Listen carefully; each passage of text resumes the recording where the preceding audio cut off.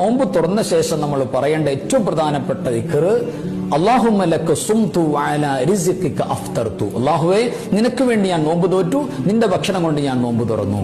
ഇനി വെള്ളം കുടിച്ച് നോമ്പ് തുറന്നാൽ നമ്മൾ പറയേണ്ടത് റഹബൽ ലമഉ വബതല്ലത്തിൽ ഉറൂഖു വസബതൽ അജ്റു ഇൻഷാ അല്ലാഹ്.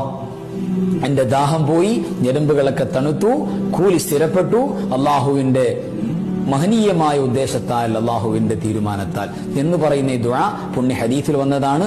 നമ്മൾ തീർച്ചയായും ആ ദുആ പതിവാക്കണം, ചൊല്ലണം. അള്ളാഹു സഹായിക്കട്ടെ. നോമ്പ് തുറന്ന ശേഷം നമ്മൾ പറയേണ്ട ഏറ്റവും പ്രധാനപ്പെട്ട ദിക്ർ അല്ലാഹുമ്മ ലക സുംതു വഅലാ റിസ്ഖിക അഫ്തർതു. അല്ലാഹുവേ, നിനക്ക് വേണ്ടി ഞാൻ നോമ്പ് തോറ്റു, നിന്റെ ഭക്ഷണം കൊണ്ട് ഞാൻ നോമ്പ് തുറന്നു.